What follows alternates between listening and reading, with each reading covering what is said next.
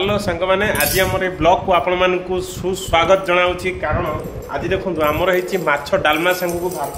जहाँकि मो धनु ए भात बाढ़ुन आप देखिपे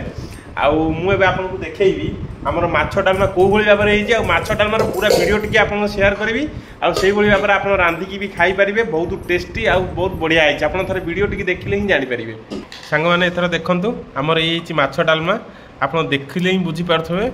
पूरा पूरा एकदम मस्त है माछ ये पड़ी देखूँ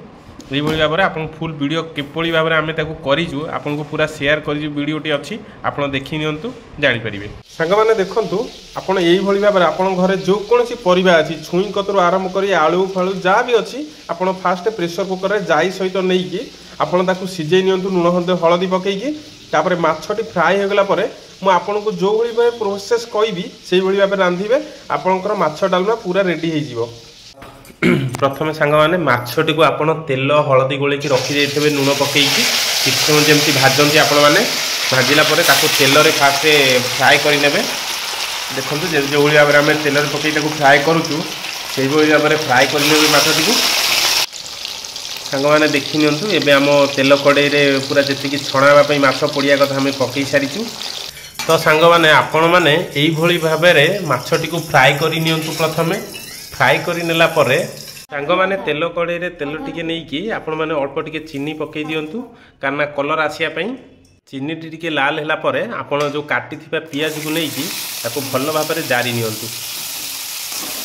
भाव में भल भाव में पियाज टी जारी हो गला परे पूरा लाल लाल है पर आपण आदे अदा रसुण पेस्ट टी दे दिंतु अदा रसुण पेस्ट को भल भाव में मिक्स कर नियंतु सांग मैंने अदा रसुण पेस्ट भल भाव में पियाज सहित कषी हो गला पर अल्प टिके हलदी नहीं कि पकई दियंतु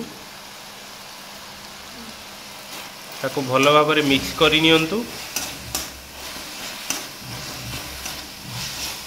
सांग मैंने एबे गोटे कंचा लंका नहीं नियंतु आ तादरे पकई भल भाव में मिक्स कर नियंतु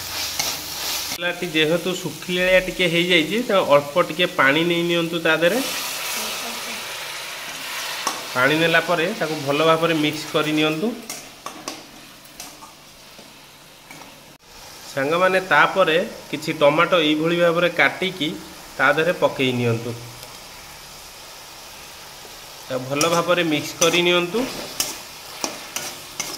आ तापर सांग मैंने काश्मीरी चिली पाउडर गोटे चामच तादरे पकई नियंतु तो सांग मैंने एथर मसलाटी भल भाव में कषी हो सारा पर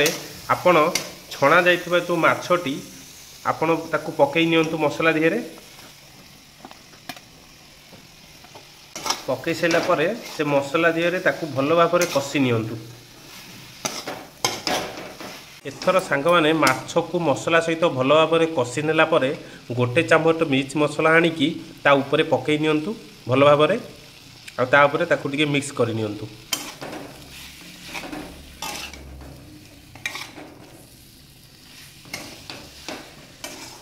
सांग मैंने भल भाव में माछ सहित मसला मिक्स होगी लगिगला आपड़ जो रखी थे डालमाटी जो प्रेसर कुकर में सीझेकी से डालमाटी को आर देहरे पूरा नहीं नियंतु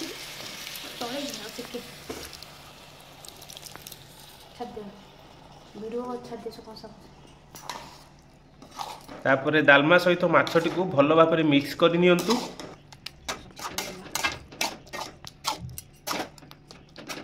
सांग मैंने एथर देखूँ भल भाव में आप गैस टी दे माछटी को यही भाव में फुटिया को छाड़ी दिंतु आपण डालमाटी को आई भाव में भल भाव में टिके फुटीगला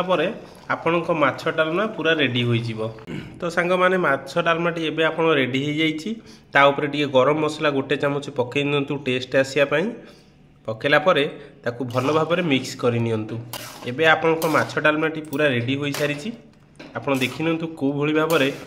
माने मत लगुच मोर तो आज पूरा लाल पलि आस खाइबापी आप देखो मो धनुआ आज माछ डालमा रांधि केते सुंदर भाव रांधि से डालमाटी